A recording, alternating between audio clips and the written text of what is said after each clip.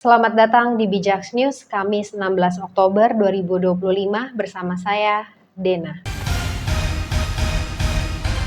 Informasi pertama, mantan Sekretaris BUMN Said Didu menuding banyak proyek di era Presiden ke-7 Joko Widodo berjalan lewat jalan selingkuh tanpa kajian, termasuk penetapan PIK 2 sebagai proyek strategis nasional atau PSN. Ia menilai pemberian status PSN kepada proyek milik Aguan itu sebagai balas jasa atas investasi di IKN. PIK 2 merampok aset negara, laut, sungai, dan tanah rakyat. Tanah dibeli murah, rakyat digusur. Bahkan ada lahan bekas BLBI sekitar 160 hektar, ujarnya Rabu 15 Oktober. Ia menambahkan langkah Prabowo menghentikan proyek itu sudah tepat. Negara harus mengembalikan semua aset yang dirampas PIK 2, termasuk tanah rakyat yang dipaksa dijual murah, tegasnya. Ia juga menyebut proses pengusulan PSN PIK 2 melibatkan Sandiaga Uno, Airlangga Hartarto, dan Ahmad Zaki. Proses itu terjadi dari usulan mendadak dari Menteri Pariwisata Ekonomi Kreatif Sandiaga Uno. Dia yang mengusulkan. Dia usulkan dua kan, satu BSD sama PIK 2 yang dibungkus aneh-aneh aja. Disetujuilah oleh Menko Perekonomian, mendadak Airlangga Hartarto. Dan saya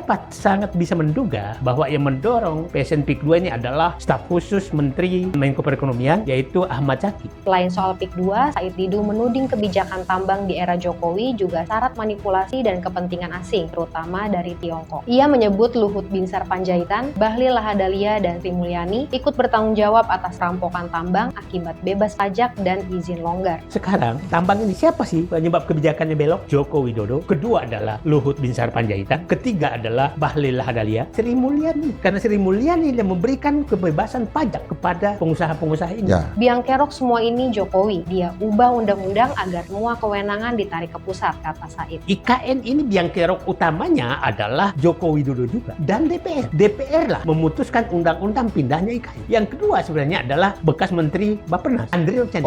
Betul memindahkan ibu kota. Dan siapapun dia hadapi saat itu. Dan pasang badan untuk Jokowi. Menurutnya banyak pejabat seperti Kepala Otorita IKN, Basuki Hadimulyono hanya membenarkan keinginan Jokowi tanpa akal sehat. Informasi kesehatan, studi 2 dekade ungkap golongan darah O punya resiko lebih rendah terkena serangan jantung dan stroke dibanding golongan darah A, B, dan AB. Informasi hukum, anggota DPRD Depok Rudi Kurniawan divonis 10 tahun penjara dan denda 300 juta rupiah oleh Pengadilan Negeri Depok pada Rabu 15 Oktober karena terbukti mencabuli anak di bawah umur secara berulang. Informasi daerah, siswa SMA Negeri 1 Cimarga dan kepala sekolah yang menamparnya karena merokok sepakat berdamai. Setelah mediasi pada 15 Oktober, Gubernur Banten membatalkan penonaktifan kepala sekolah. Sampai bertemu di informasi bijaks berikutnya.